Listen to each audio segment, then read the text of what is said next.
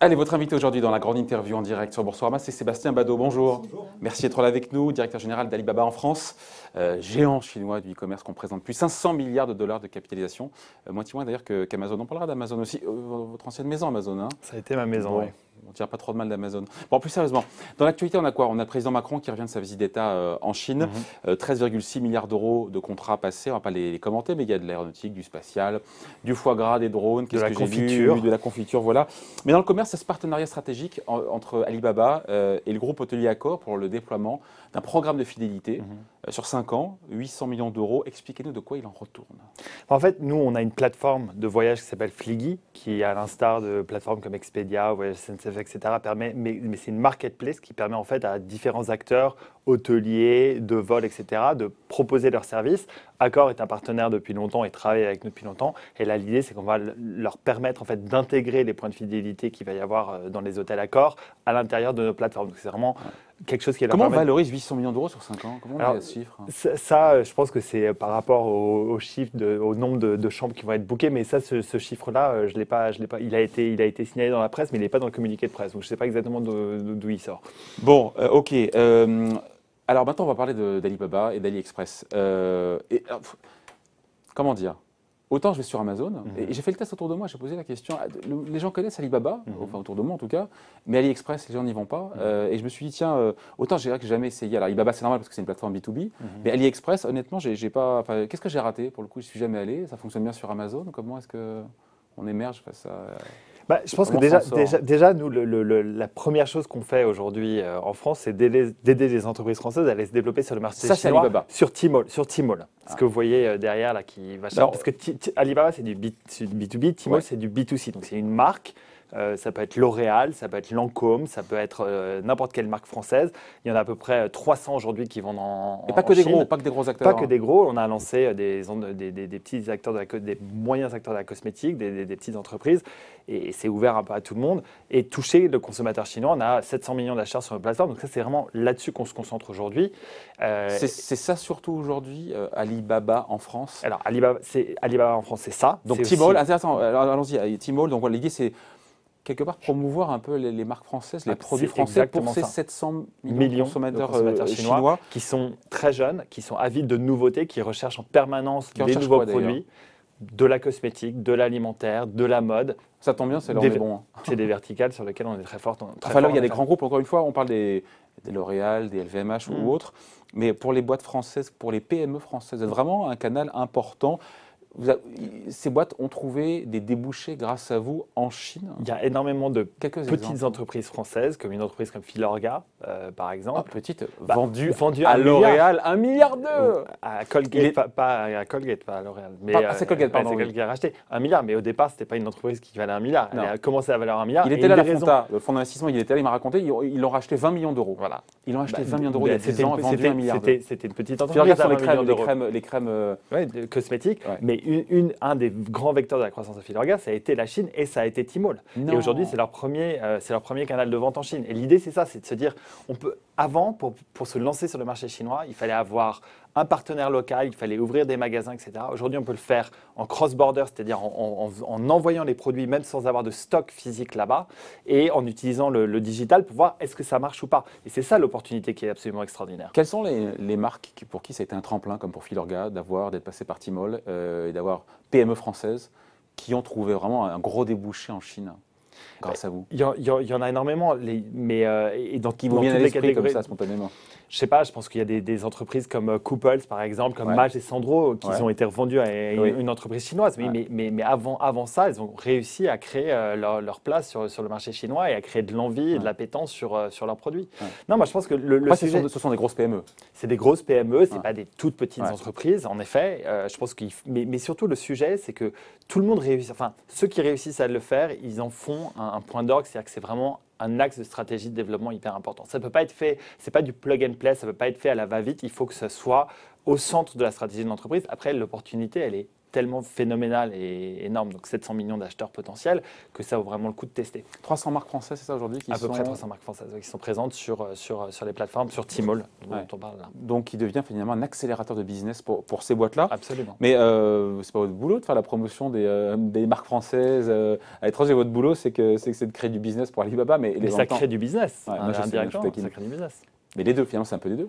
Il y a les deux côtés. Vous avez une mission de service public quelque part, non? J'essaie. On exagère un peu. Non, j'essaie, mais je pense qu'en effet, j'ai deux casquettes. J'ai une casquette Alibaba qui est satisfaire à la demande du client. L'idée, c'est le client, il va rechercher des produits, donc on veut lui donner accès à ces produits-là. Donc, s'il n'a pas accès à ces produits-là, il va aller sur d'autres plateformes.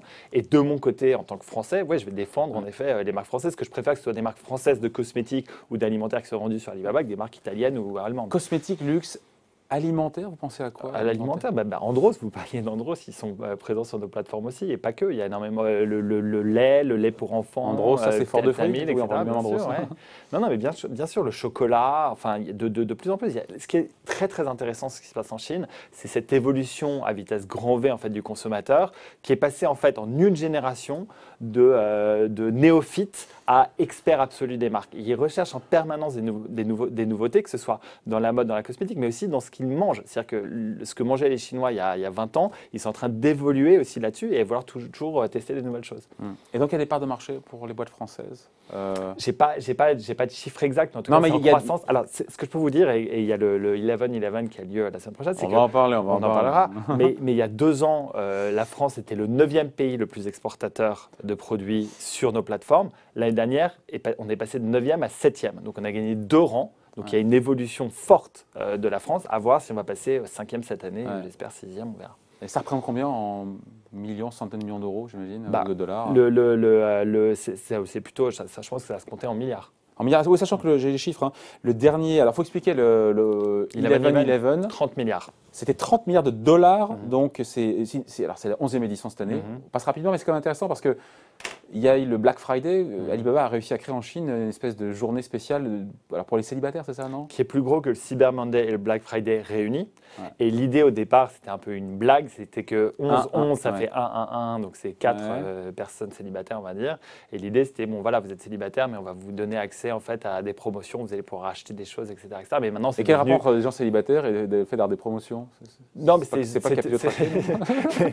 de se dire, vous êtes célibataire, vous êtes peut-être triste ce jour-là, vous allez pouvoir vous faire plaisir en achetant des produits. C'était un peu ça l'idée. Mais c'était une blague, il y avait un côté un peu... C'est devenu un rituel. C'est devenu un rituel, c'est devenu quelque chose qui se fait dans toute la Chine aujourd'hui. Ce qui est très intéressant aussi, je regardais, aujourd'hui, les marques françaises font des promotions, à l'instar de Carrefour. J'ai vu Carrefour. Carrefour fait du 11/11, donc ça montre l'impact un peu et d'ailleurs pour les célibataires, c'est pour un produit, pour des célibataires. Et mais c'est devenu en effet, c'est devenu le shopping festival aujourd'hui. Et nous, on le voit non seulement, il y a la performance des 30 milliards qui est extrêmement impressionnante, certes, mais au-delà de ça, on le voit vraiment comme un laboratoire en fait du retail de demain. Et on utilise en fait cette journée-là pour tester en fait des nouvelles manières d'engager. Le retail de demain. C'est intéressant parce que on voit que les centres commerciaux, pas tous, mais beaucoup souffrent, notamment effectivement de cette concurrence liée notamment à Amazon. Pour vous, les deux mondes peuvent coexister, mais il faut qu'il y ait une expérience. Il y a toujours le mot d'expérience client, que ce soit sur Internet ou même en magasin. Je peux vous donner un exemple rapide de ce qu'on a fait il y a 2 ans, qu'on a répété l'année dernière. C'est qu'on a fait un jeu de réalité virtuelle où en fait les gens devaient utiliser leur téléphone mobile dans des points de vente qui étaient des Starbucks, des KFC, etc., mais aussi des magasins L'Occitane en Chine pour pouvoir gagner justement des promotions en amont du 11/11. Il y a 100 millions de personnes qui sont rentrées dans ces magasins pour récupérer des promotions. Donc, 100 millions de trafic physique dans les points de vente. Les gens, oui, ils sont allés jouer au jeu, mais derrière, ils ont peut-être acheté un produit, ils ont acheté un café ou une crème de soin. Donc, c'est du cross entre les deux. Nous, aujourd'hui, ce qu'on voit, c'est que même si la Chine est plus développée au niveau e-commerce que l'Occident, c'est à peu près 30%. Et ça, on ne s'en rend pas compte. Il faut creuser ça. La Chine est plus développée complètement en e-commerce que nous, en France, aux États-Unis. Largement. Je crois que la proportion à acheter en ligne d'un consommateur chinois est 3 à 4 fois supérieure à celle d'un Américain ou d'un Français. Parce que, alors, c'est lié au fait qu'ils n'ont pas forcément toujours accès à tous les vu la taille du pays, il y a des endroits où on ne peut pas avoir accès à tout. Donc, l'e-commerce permet en fait d'avoir accès à tout. Mais au-delà de ça, il reste que 70% des gens achètent encore en magasin. Donc, nous, aujourd'hui, dans les investissements qu'on a pu faire en Chine, on investit beaucoup dans le commerce physique et on croit énormément en fait à ce qu'on appelle le new retail, qui est une sorte de mix entre le online et l'offline, sans se poser vraiment la question. Parce que ce qu'il faut voir aussi, c'est que les consommateurs chinois, ils n'ont jamais eu cette situation-là. Nous, on a eu toute une période de notre vie où on était soit en ligne, soit offline, alors que eux, dès le départ, avec les smartphones, ils sont rentrés direct dessus, quoi. Bon, AliExpress, je voulais qu'on en parle. C'est quoi l'ambition en France pour AliExpress? Parce qu'encore une fois, Amazon, ça fonctionne bien en France. Comment vous allez pouvoir grignoter des parts de marché? Je ne pense pas du tout qu'on se pose la question de cette manière-là. La logique d'AliExpress, c'est de se dire que nous, on a accès en fait à… AliExpress n'est pas un concurrent d'Amazon? AliExpress, c'est assez différent. On n'achète pas les mêmes types de produits. Je ne pense pas que ça réponde à la même demande du client. On trouve essentiellement des produits Alors, l'idée, c'est des marchands chinois. C'est des marchands chinois. Pour le moment, on va essayer d'ouvrir ça et on fait des tests en ce moment. Donc, c'est des copies en gros ou je dis n'importe quoi? Non, ce n'est pas du tout des copies. C'est des producteurs. C'est des gens qui produisent des produits en direct et qui achètent. Et ça peut être de la mode, ça peut être des produits de haute technologie, ça peut être des coques d'iPhone. Mais pas des marques? Non, pour le moment, pas des marques, sauf des marques chinoises. Ouais. Donc, par exemple, Oppo, qui est une marque de téléphone portable chinois, peut vendre sur ces plateformes-là.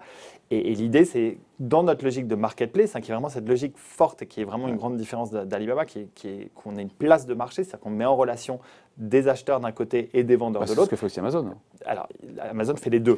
Alors que nous, on est vraiment place de marché. Et là, cette logique-là, et qui est d'ailleurs née, vous parliez d'Alibaba.com, un peu d'Alibaba.com, parce qu'Alibaba.com, c'est comme ça en B2B. Mais les vendeurs d'Alibaba.com disaient, mais nous, on aimerait bien aussi vendre à un consommateur en direct. Et c'est un peu comme ça qu'est né AliExpress à la base. Ça pèse quoi? Donc l'intérêt pour le particulier, pour le français, consommateur français, d'aller sur AliExpress, c'est quoi?